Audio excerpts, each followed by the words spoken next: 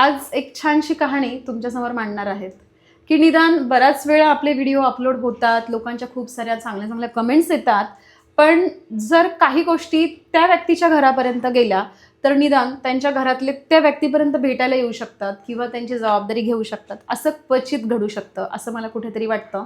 म्हणूनच नेहमीच आपण आपल्या पुनर्वसन केंद्राचे काही व्हिडिओ नेहमी शेअर करत असते. असेच एका छोट्याशा कहाणी घेऊन आली मी आणि त्याच्यामध्ये ती कहाणी आहे ती एका आजीची आणि नातवाची कहाणी आहे. पण ही कहाणी तुम्हाला एक छोट्याशाच वाक्यात मी नक्कीच शेअर करणार आहे. पण या कहाणीच्या माध्यमातनं, ह्या स्टोरीच्या माध्यमातनं जर त्या आजीच्या आणि नातवाच्या घरापर्यंत हा व्हिडिओ गेला तर किंबहुना त्यांच्या घरातले स्वीकारतील किंवा त्यांची जबाबदारी घेतील असं कुठेतरी मला वाटतं. कारण याच्या आधी खूप सारे व्हिडिओ लोकांनी पाहिले, काही नातेवाईकांनी फोनही केले की आम्ही भेटायला येतोय, ती माझ्या आत्याची मुलगी, मामाची मुलगी आहे. पण रिअल कंडिशन सांगू का, इथपर्यंत कुणीच आलं नाही. जेव्हा आम्ही त्यांना म्हटलो की तुम्ही भेटायला येताय बरोबर आहे, 4 वर्ष ती व्यक्ती घराच्या बाहेर होती, कुठे होती ह्याची तुम्ही चौकशी केली का? नाही केली. मग आता जर तुम्हाला व्हिडिओ दिसतंय, व्हिडिओमध्ये ती व्यक्ती काहीतरी जेवतीये किंवा छान डान्स करतीये, मग तुम्हाला ते व्हिडिओ बघून असं वाटलं की चला आपण भेटायला जाऊ. जेव्हा आम्ही त्यांना फोनवर विचारलं की तुम्ही जबाबदारी घेणार का, त्यांचं क्लिअर असं मत आलं की नाही, आम्ही जबाबदारी घेऊ शकत नाही, पण आम्ही भेटायला येऊ शकतो. ह्या नात्याला काहीच अर्थ नाही ना की आज मनोरुग्ण झालंय म्हणून तुम्ही रोडवर सोडलंय आणि जेव्हा तुम्हाला सोशल मीडियावर ती व्यक्ती तुमची दिसली मग तुम्हाला इमोशन्स तुमचे तेव्हा जागे होतात का, भावना तेव्हा जाग्या होतात का? आणि जरी भावना जाग्या झाल्या तरी त्याचा काही फायदाच नाही, कारण ती जबाबदारी घ्यायला तुम्ही तयार नाही आहेत. हे बऱ्याच वेळा कळलं आणि आत्तापर्यंत खूप सारे लोकांनी फोन केले व्हिडिओ बघून, पण कुणीही भेटायला आले नाही आणि कुणीही जबाबदारी घ्यायला आले नाही. ठीक आहे, असो, शेवटी प्रत्येकाची कर्म आणि आम्हाला जेवढं शक्य आहे एक आशीर्वाद म्हणून आम्ही हे काम करतच राहणार. तर अशीच एक छोटीशी कहाणी घेऊन आली आहे तुमच्यासमोर.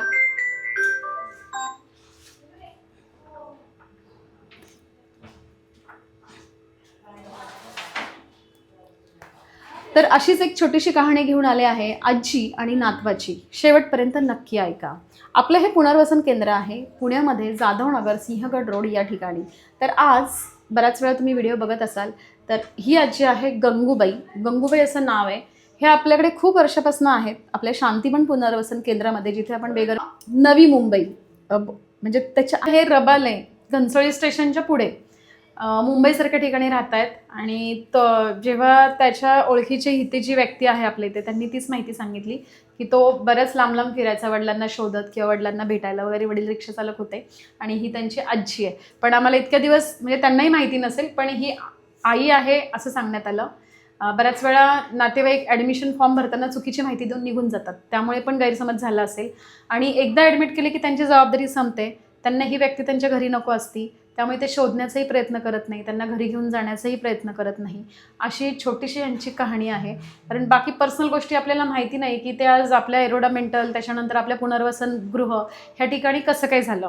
आधी एरोडा मेंटलमधनं आपल्या पुनर्वसन केंद्रामध्ये गेले 2 पूर्ण वर्ष होतील आपल्या संस्थेमध्ये आहे.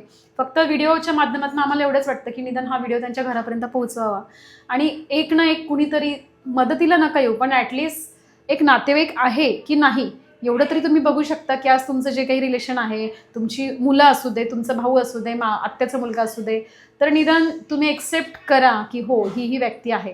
तर अशा प्रकारे हा व्हिडिओ त्यासाठीच केलेला आहे. नक्कीच आपला हा व्हिडिओ बहुतेक खूप साऱ्या ठिकाणी शेअर करा, लाईक करा, कमेंट्स करा आणि शक्य असेल तर आपल्या संस्थेला भेट द्यायला सुद्धा या. जाधवनगर, पुणे, सिंहगड रोड, जाधव या ठिकाणी आपली ही संस्था आहे.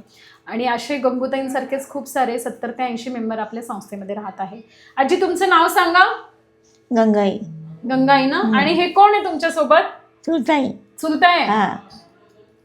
सोमनाथ दादा, हे कोण आहे? आंघोळ करायची. तर अशा प्रकारे त्यांना स्वतःची पूर्ण अशी माहिती देता येत नाही. आता त्यांना आपण मध्येच विचारलं तर मुलगा आहे, मध्येच सांगितलं तर भाऊ आहे, असं काही ते रिलेशन सांगतात. कारण आजी पण तेवढ्या कॅपेबल नाही आहे की ते स्वतःबद्दल किंवा त्यांच्यासोबत जो नातू आहे त्याच्याबद्दल माहिती सांगतील. तर आज ते दोघंही मनोरुग्ण आहेत. आज मनोरुग्णाच्या जागी ह्यांना जर 40,000 पेन्शन असती तर आज ते आपल्या बेगर बांधवांची इथे नसते. आज त्यांना छान घरी 2 टाईम जेवण, अन्न पाणी मिळालं असतं. हाच तर फरक आहे की पैसे किती इम्पॉर्टंट आहे आयुष्यात.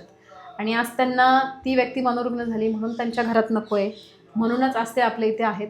तर आवडला तर व्हिडिओ नक्की शेअर करा, लाईक करा आणि त्यांच्या घरापर्यंत हा व्हिडिओ पोहोचला तर खूपच आनंद होईल. कारण आज भेटायला जरी आले तरी आमच्यासाठी खूप मोठं समाधान आहे. तर अशा प्रकारे गंगूताईची कहाणी आहे आणि त्यांच्या नातवाचं नाव आहे सोमनाथ दादा. तर हे आपले सायकोलॉजिस्ट सर आहे, पण आल्यापासून दोघंही स्टेबल आहे. फक्त आजींचं नाही पण सोमनाथ दादांचं सगळं करावं लागतं. अगदी शिशू करण्यापासून सगळं त्यांचं क्लिनिंग करावं लागतं, कारण तो तेवढा कॅपेबल नाही आहे की तो स्वतःचं हायजीन मेंटेन करेल.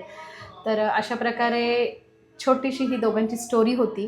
रिअल लाईफ किंवा घरातली जी हिस्ट्री आहे की ते इथपर्यंत कसे पोचले हे एवढं जाणून घेण्यासाठी जर त्यांच्या घरातल्यांनी आपल्याशी काही संपर्क साधला तर नक्कीच थोडीफार माहिती कळेल. तर सोमनाथ दादा आणि गंगूताई इथेच आपण थांबतोय. भेटूया पुढच्या व्हिडिओमध्ये. आवडला तर नक्की हा व्हिडिओ लाईक करा, शेअर करा, कमेंट्स करा. Bye bye.